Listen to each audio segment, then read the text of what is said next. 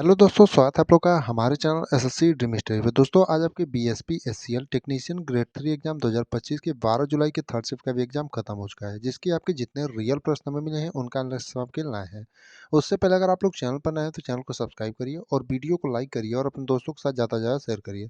और इससे पहले हमने दूसरे शिफ्ट का एनालिसिस नहीं कराया है क्योंकि उसके क्वेश्चन नहीं मिले थे। अगर आप लोगों में से कोई भी पेपर देकर आया हो तो वो लोग कमेंट में या फिर टेलीग्राम चैनल पर जाकर के क्वेश्चन को भेज सकते हैं, जिसका लिंक हमने डिस्क्रिप्शन बॉक्स में दे रखा है। अगर आप लोग क्वेश्चनों को भेजेंगे तो हम सेकंड शिफ्ट का भी एनालिसिस आपको करा देंगे। तो आइए सबसे पहले देखते हैं आपके 12 जुलाई के थर्ड शिफ्ट में कैसे-कैसे क्वेश्चन पूछे गए थे।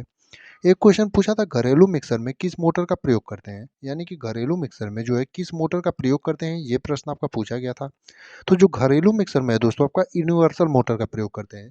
यानी आपके जिस भी ऑप्शन में यूनिवर्सल मोटर दिया रहा होगा वही आपका सही उत्तर हो जाएगा। यानी कि घरेलू मिक्सर में किस मोटर का प्रयोग करते हैं, तो आपका यूनिवर्सल मोटर का। एक क्वेश्चन आपका 42वां संविधान संशोधन से था कि 42वें संविधान संशोधन में प्रस्तावना में क्या जोड़ा गया था। यानी कि 42nd कॉन्स्टिट्यूशन अमेंडमेंट में जो है प्रस्तावना में किस शब्दों को जोड़ा गया था या फिर इसी से संबंधित कुछ प्रश्न था। तो आप लोगों को पूरा बता देते हैं कि आपका प्रस्तावना में क्या क्या जोड़ा गया था और ये कब हुआ था। तो आपका 42वें संविधान संशोधन में जो है प्रस्तावना में समाजवादी, धर्मनिरपेक्ष, अखंडता जो शब्द हैं ये नए शब्द जो है जोड़े गए थे। और जो आपका 42वां संविधान संशोधन है दोस्तों आपका 1976 में हुआ था।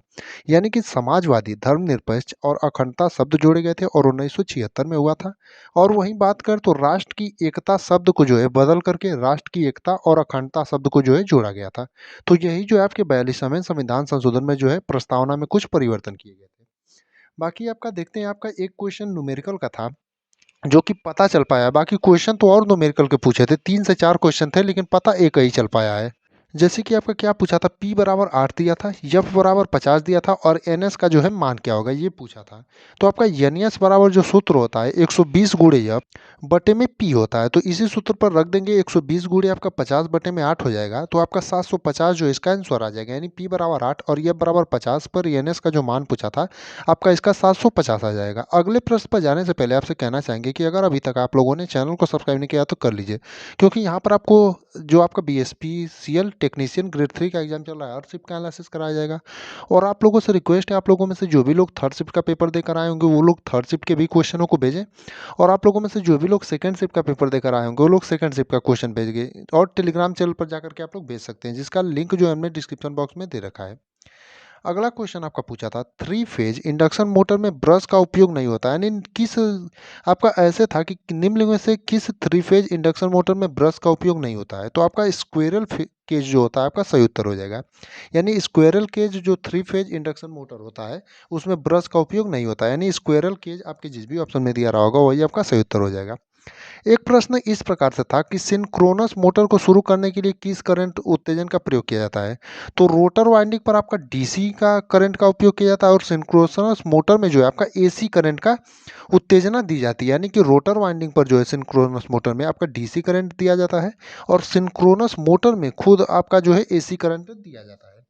बाकी आपका एक राष्ट्रपति से संबंधित प्रश्न था। अब राष्ट्रपति से संबंधित आपका एग्जैक्ट प्रश्न क्या था ये तो पता नहीं चल पाया। तो आप लोगों में से जो भी लोग पेपर देकर आए होंगे वो लोग राष्ट्रपति से संबंधित आपका एग्जैक्ट प्रश्न क्या था ये जरूर बताएगा।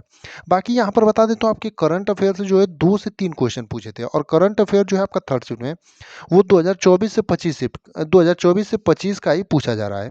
वहीं हिंदी में बात करें तो आपका गद्यांश से संबंधित प्रश्न पूछा गया था और हिंदी में आपका पर्यायवाची विलोम शब्द से संबंधित प्रश्न था। इंग्लिश में आपका बात करें तो इंग्लिश में आपके पैसे से संबंधित प्रश्न थे और इंग्लिश में फिल इन द ब्लैंक्स पूछा था। शायद फीलिंग्स कोई शब्द दिया था उसके साथ आपका डैश दिया था, इज एम आर ऐसे ही करके आपको कोई भरने के लिए दिया था। यानी फिल इन द ब्लैंक से भी संबंधित प्रश्न था। तो आप लोगों में से जो भी लोग पेपर देकर आएंगे वो लोग बताएंगे क्वेश्चनों को कि कैसे कैसे प्रश्न पूछे गए थे।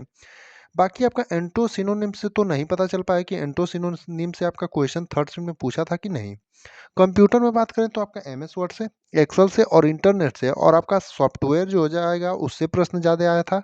और आपका जो एंटीवायरस होता है इससे संबंधित आपका थर्ड शिफ्ट में प्रश्न पूछे गए थे। वहीं रीजनिंग की बात करें तो रीजनिंग में आपका ब्लड रिलेशन, कोडिंग डिकोडिंग और वेन डायग्राम से आज पहले दिन जो है पता चल पाया कि वेन डायग्राम से संबंधित भी आपका एक प्रश्न पूछा गया था। वहीं डायरेक्शन टेस्ट से भी संबंधित आपका प्रश्न पूछा गया था थर्ड शिफ्ट में और सीटिंग अरेंजमेंट से जो है प्रश्न आया था। तो कोडिंग डिकोडिंग से आपके यही 4 से 5 टॉपिक पता चल पाए जहाँ से आपके प्रश्न पूछे गए थे। वहीं आपका ट्रांसफ़ार्मर से संबंधित भी 2 से 3 प्रश्न जो है पूछे गए थे, यानी ट्रांसफ़ार्मर से भी आपका प्रश्न जो है पूछा गया था थर्ड शिफ्ट में। वहीं इल्यूमिनेशन से भी संबंधित आपका प्रश्न पूछा था, यानी कि थर्ड शिफ्ट में जो है इल्यूमिनेशन से संबंधित भी प्रश्न था और मोटर से संबंधित भी प्रश्न पूछा गया था, यानी थर्ड शिफ्ट में जो है मोटर से संबंधित प्रश्न पूछा गया था। तो हमें जितने क्वेश्चन मिले थे, क्वेश्चन बता दिए हमने आपको और जो टॉपिक भी पता था वहाँ उसको भी आपको बता दिया। बाकी जो भी क्वेश्चन बचे होंगे आज की शिफ्ट में, उसे आप लोगों में से जो भी लोग पेपर देकर आए होंगे, वो लोग कमेंट में या फिर टेलीग्राम चैनल पर जाकर के बता सकते हैं, जिसका लिंक हमने डिस्क्रिप्शन बॉक्स में दे रखा है। वो थर्ड शिफ्ट हो या फिर सेकंड शिफ्ट हो, आप लोगों जो है क्वेश्चनों को बताइए, क्योंकि ये जो क्वेश्चन होते हैं जिनका आगे आने वाले दिनों में पेपर होता है, उनके लिए बहुत ही ज़्यादा उपयोगी साबित हो जाते हैं। तो आप लोग क्वेश्चनों को ज़रूर बताइए।